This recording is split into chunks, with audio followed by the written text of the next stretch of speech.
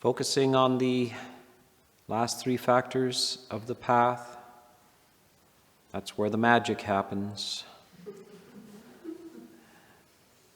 The initial 5 factors are the setup for allowing you to be at the doorstep of the last 3 factors. And that's where the adhicitta, the higher mind, is developed. But only if you understand it, and there just seems to be a lot of confusion around that. And we went through, I hope, very clearly, thoroughly, and repeatedly, the nature of the right effort. And right effort is bluntly contrary to most popular ideas about how you resolve difficulties in life, in psychological problems, and that is that there's just a rerouting of the mind, an abandonment of the exploration and investigation of the various episodes in one's life as not the cause or not the solution to feeling better. It could help, but it's not what Buddhists do. I mean, it's not what the Buddha advocated. And so the Buddha is advocating a shortcut. And at the basis, the bottom of this idea is that there isn't a real entity, the real self to deal with to begin with. And so this fantasy of self is something we get over at the highest stages of life. We get over the fantasy construction of a self. We don't lose our self. We never had one, but there is various stories and assumptions about it. So it seems that it works. And this is also that Buddhism has a long history and very pragmatic, and there are reports from not just handfuls or hundreds or thousands, but millions of people that there's transformation that takes place if you take these shortcuts. And the first shortcut is dismissal. So a heightened awareness, of course, the Buddha says your mindfulness in general is weak. It's adequate to get you to work and get you through the day, sometimes not adequate for that even. But it's not adequate for being highly aware of what's going on in your mind. And that usually needs to be exercised. And that's the shocking experience of your first meditation retreat or your first meditation experiences, that you can't seem to control your mind. When you get over that shock, then you're on your way to mindfulness, increasing awareness and clarity of what's going on in your mind. But that's not enough either. Awareness and clarity of what's going on in your mind is not enough, because it's really not awareness and clarity. It's a beginning. Awareness and clarity only arises when you have dealt with what's going on in your mind, when you have some degree of control and experience in it. So your first introduction to meditation is to take you out to a unplowed field and say, this could be a garden. The next is to do the sweaty work of turning over the soil. And then to continue on your gardening experience until you are reaping abundant results. Things that both nourish you and that are beautiful. So gardens grow vegetables, and they also grow flowers. And they all just have a nice spacious arrangement. So this is where we're going with the mind. The mind is being gardened. And we have to get right to it and not just be an observer of wilderness growing. And so we've stepped out of the wilderness into the cultivating scenario. So this is the first technique is, of course, dismissal. The minute you see something invading the garden that shouldn't be there, and you have to have a clear idea, this is the 5 hindrances. You really have to go through them at their subtle and their coarsest level. And you have to not waste too much time, but mostly just shoo them away when they arise. And only if they're very persistent do you have to go into other techniques. One of them is replacement, so you can think of just planting a whole new structure in a certain area of the garden and ridding yourself of the whole issue of the weeds that are invading. So, and the hardier and stronger that area of the garden is, the less you will have to deal with weeds. Other techniques that require more strength are more about taking longer with them and bringing them down in stages. You know, when you get a certain kind of level of anger or obsession about things, it takes a while to get these things out of your system. And we should be patient with ourselves. If we can't stop them on a dime, then we need to have strategies for bringing them down in stages. Such things as visiting monasteries, listening to Dhamma talks, reading books, associating with people who are standing outside of that particular difficulty that you have. These are all very helpful ways of initiating yourself towards the reduction and removal of these negative things. So these are other strategies. If you want to cultivate and develop certain strengths, hang out with people who are good at that. The Buddha talks about associating. If you want to develop samadhi, then go to a community where they cultivate that and practice that and teach that. If you're working on scholastic kind of things, ideas, then you go and associate with scholars. Also, just the skilled behavior. A lot of the monks who are here and around the world, the Western monks, went to Thailand to some of the forest monasteries, particularly Ajahn, because they have a very high standard of good behavior, Vinaya. So you go there to learn this elegant, skilled behavior. You hang out with them. So if a monk just is teaching samatha practice, but doesn't want to deal with training monks for behavior, just wants to show how to concentrate. If you don't know about skillful, virtuous behavior, then you might regress there. So all of these things, you have to ask, what do I want to learn? And then find like-minded people to help you along with that. So these are just the techniques the Buddha offers, and it's not endless. The techniques are not endless. There's just a handful of techniques that need to be very fluent and practiced. Problem generally in certain kind of Buddhist teachings or quasi-Buddhist teachings is that you tend to introduce all kinds of ideas from Western psychology that are not necessarily appropriate to the Buddhist project.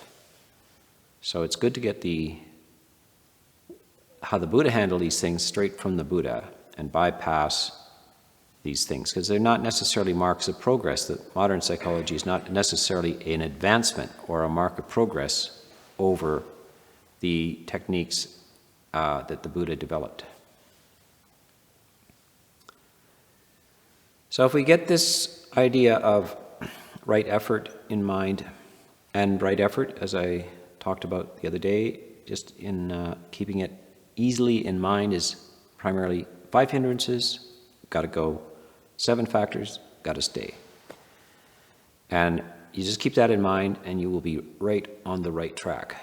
And you just keep an eye out for it in everyday life. Notice the hindrance rising. Don't make anything elaborate out of it, just free yourself from it as quickly as possible without a melodrama. Just all you're doing is interrupting habit structures and replacing them with new habit structures. And there's nothing, it's just a matter of repetition. It doesn't have to be invested with a lot of melodrama or anything. In fact, we'd better not to. The unskillful characteristics you have is not a sinful nature or something like that. We're bringing all kinds of baggage from just the culture and the post-Judeo-Christian tradition. It's not really a moral issue or an issue of sin, whatever that is. It's habit structures of the mind. And they're almost mechanical, how they work. And all you have to do is exercise in the right way, and you will see that new paths developed. And those paths are you can actually feel it. You become aware that you're changing, that you reacted in a different way. It's not always so clear, but it's because it is a gradual process. And the Buddha has these similes about a carpenter using a hammer, and the handle eventually wears out because of the sweat and dirt from the hand. But to ask yourself how much did it wear out today it's impossible to see the change, but over a period of time they wear out. And so this is a regular repetition. That's the image of gradualness that the Buddha gives. You can't really say from day to day. Sometimes things abruptly stop, whole habit patterns, depending on how deep they are in your personality. And that's the other simile the Buddha gives, is like a line drawn in water, and the line, as soon as your finger goes through the water, the line closes behind you. You can see it for a second if you rapidly pull your finger through the water. You see this line and it closes. And that's a type of process in the mind where the habit structure is not deep, and you can easily get rid of it very quickly, in just a little bit of reflection, and it's gone. Next is a line drawn in sand. And sand takes a little longer.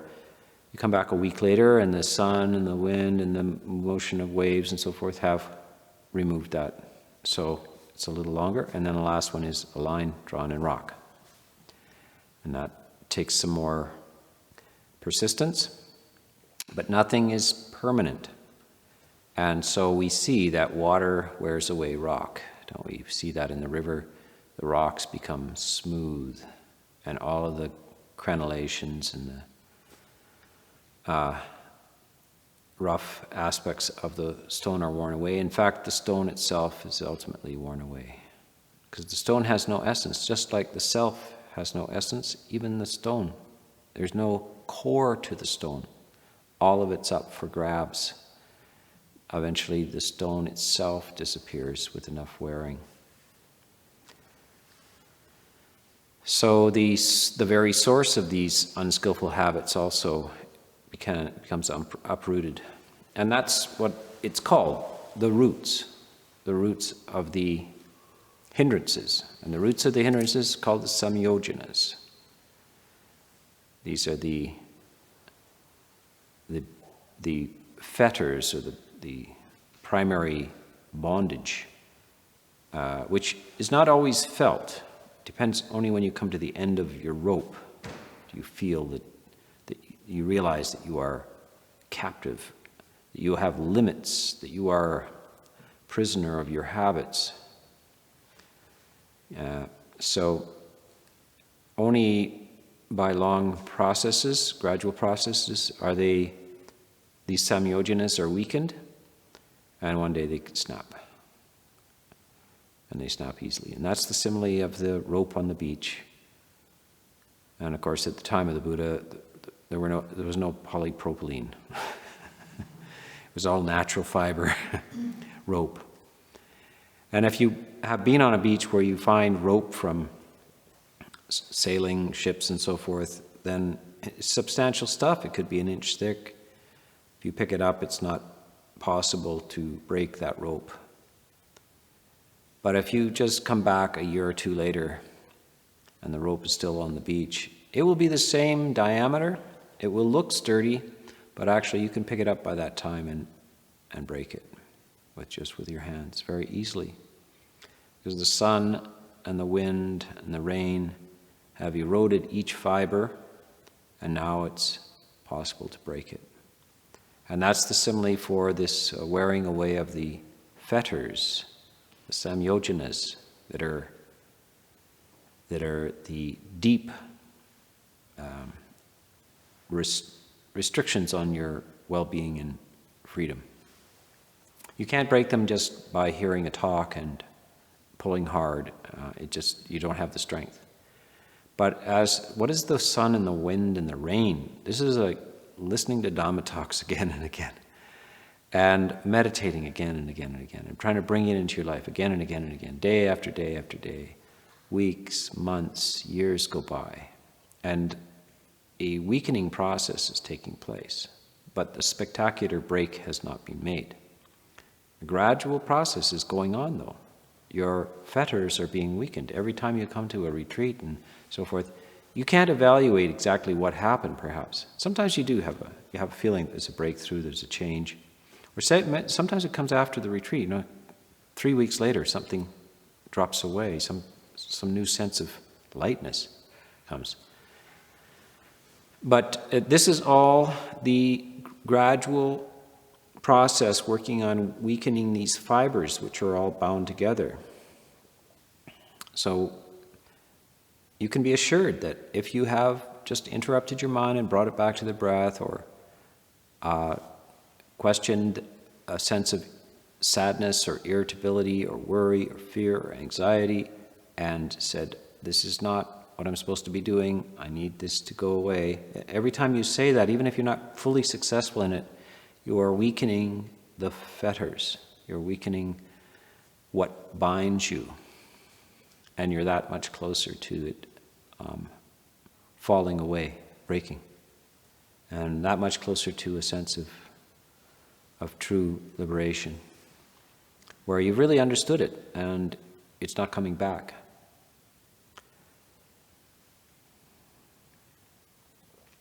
So this is what mindfulness, the process of mindfulness, is to carry out that process of weakening the fibers. And how do you weaken the fibers? This is something that my version, or my favorite version of dependent origination. It looks like a clock, and at midnight there's this avijja, or ignorance, or lack of knowledge, basically. And then at 1 o'clock there's these volitional formations, sankharas, and then at 2 o'clock there's consciousness, and they go down the various stages of this. And most people focus around the tanha, or craving, and this the possibility of interrupting it before it becomes clinging, or some sort of grasping. And but I like to go back, and it's usually not on the chart, actually, strangely enough. I don't know why. Maybe we should make a video of a new chart. Yes, because it's in the suttas, but it doesn't fit well on the 12 o'clock, sort of 12-hour clock, 12 steps of Paticca Samuppada. There's 5 steps before noon, which are not on the chart. So, and the most important one is the one just before ignorance. What is ignorance? It's your lack of full awareness, which causes, out of which you make decisions. So that's the first 2 steps there. Because you don't have full information and skills, full awareness and skills, you make decisions based on the faulty information. And then that consciousness is formed and shaped by those decisions. So that's these first three factors. But the question is, what is it that sustains the misinformation? What is it that sustains the misinformation? Why do you keep getting misinformation? The food, the nutriment of this is the 5 hindrances. And if you get your eyes on that, you can't actually see your own lack of information. You can't see the mistake you're making. So if you have a map, which is a wrong map, and you're carefully, meticulously following this map, but the map is wrong, you might be confused about, like, you thought you were going someplace, you're going to happiness, and you arrive at not happiness, again and again, and it says right on the map, this is the way, and so forth. The map is wrong.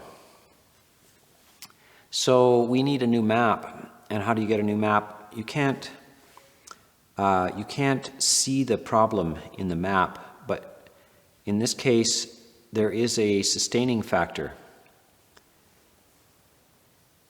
Now, I have to find a modern simile for this. I think it's over-the-air updates, software updates have been sent to correct your GPS, whatever it is.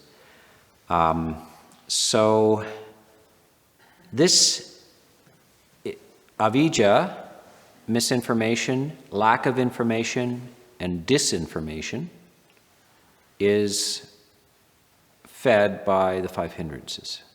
That's the cause for the arising of ignorance. So that's why the 5 hindrances are so important. All you have to do is starve it. Starve your misinformation. Don't allow the hindrances to feed it, and you will find yourself a different person.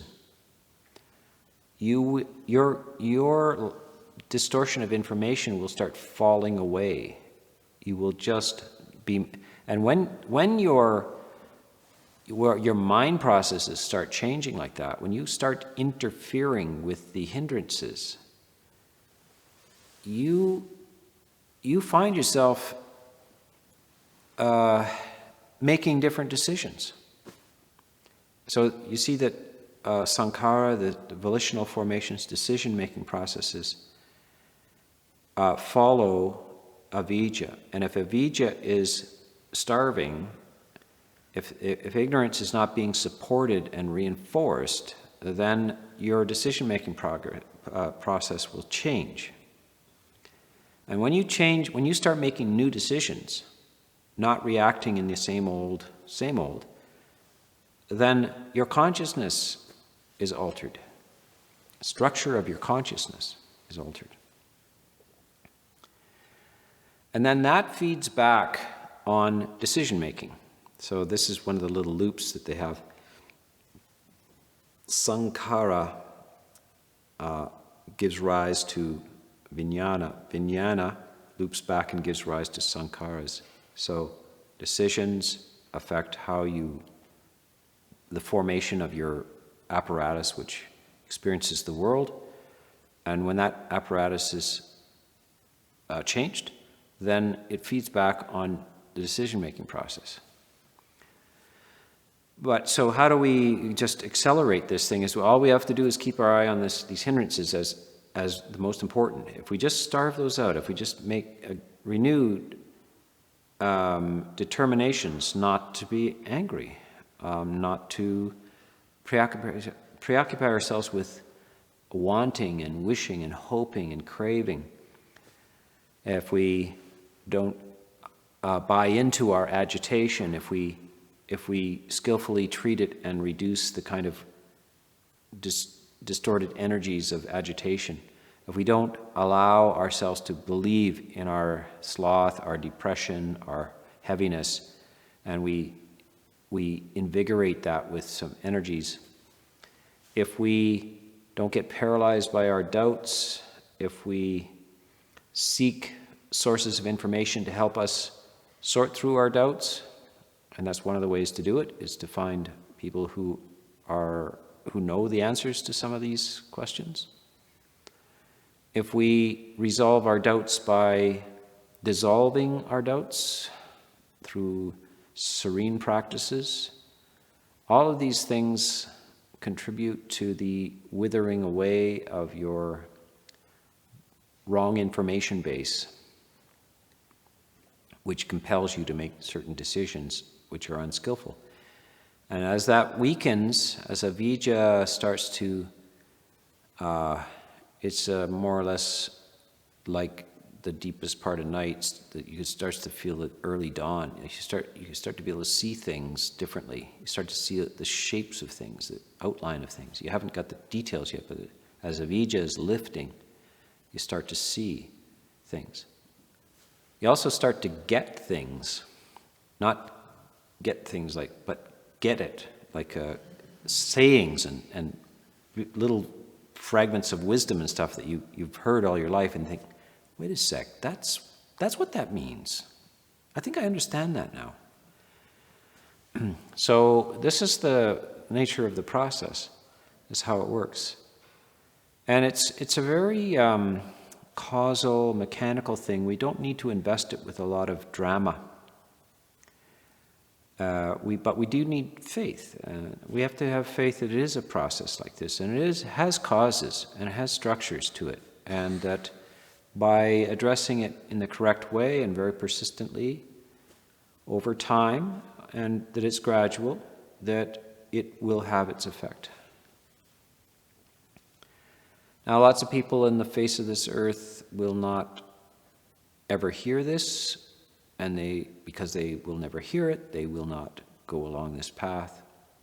Some will hear of it but dismiss it. Some will hear of it, make a few frantic efforts at it and abandon it, but others, certain, will hear of it, reflect on it, give it a try, and persist at it, and they will get results from this, because it's just about the nature of the mind, and the mind is not a personal thing. You didn't make your mind, you don't own your mind, you don't know how it was made or when it was made, if it was made. You just have it. And it's a thing that works in a certain way. And it's of a universal nature. And if we employ the universal rules of the operations of the mind, then we will get those results. Now, this is, you have to be in fortunate conditions. You have to encounter this stuff, and you have to, usually, it's very hard to do simply on your own. As the Buddha said, hopefully, if you have this interior faculty of the capacity for wise reflection, you have one of the two most important ingredients for liberation. But the other important ingredient is externally a good spiritual friend, like a spiritual teacher or teachers, because most people are not gifted, intuitive geniuses. And like the Buddha doesn't have a sangha to help him along. He's got, in fact, some that are helping him in the other direction. So he's an intuitive genius, manages to solve the issue on his own, like Einstein. But after Einstein, then you can go to classes that teach you relativity and all this kind of stuff, and it's not so hard because you don't have to sort it out yourself. So that's the important other ingredient in this, is that, and the good fortune to be in a place at a time when you can encounter Dhamma appropriately delivered and be supported by the environment and others practicing as well. So it's all these factors contributing to this development of the higher mind. In the West at this time is so much more bounteous than than it was, 30 years ago. You could get, the books that were available then you had to go to the most obscure bookstore in town, and it was dubious whether you were going to find something that had any sense whatsoever.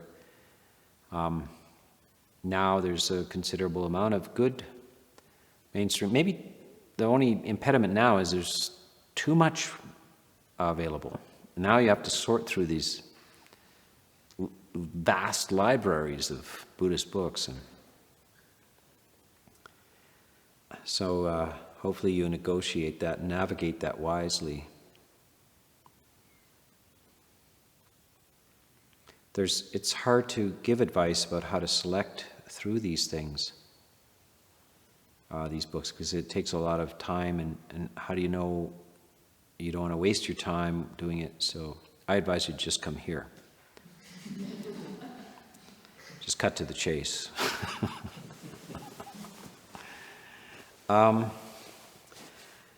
So that's the causes and conditions, and we really have to be kind of scientific about this, and because it really is just a method and a path, and it just needs to be engaged in with some vigor and with energy and with clarity and with good information, but it doesn't require beseeching God or anything like that. There's no melodrama to this.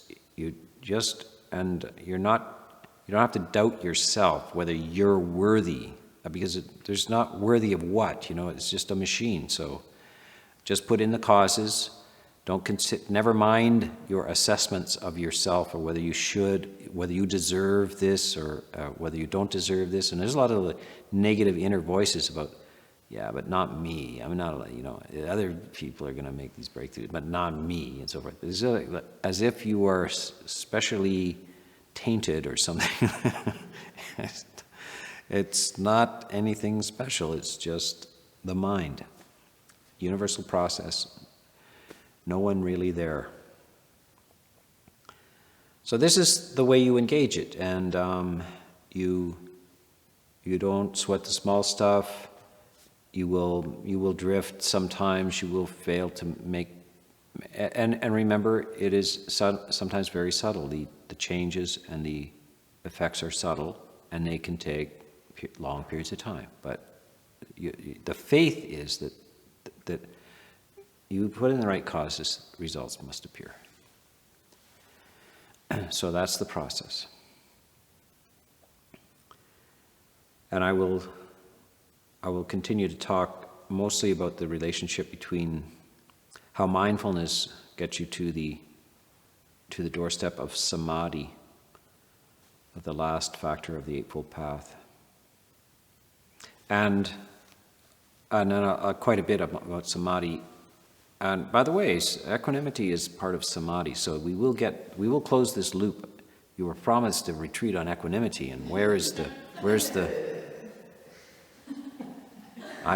money back guarantee. By the end of this week, I will talk about equanimity once more. But I'm doing a lead up to equanimity, because everything, as I said in the first retreat, everything converges. All wholesome factors eventually converge in this beautiful, pristine, refined condition of equanimity. So we will get there. Just enjoy the tour.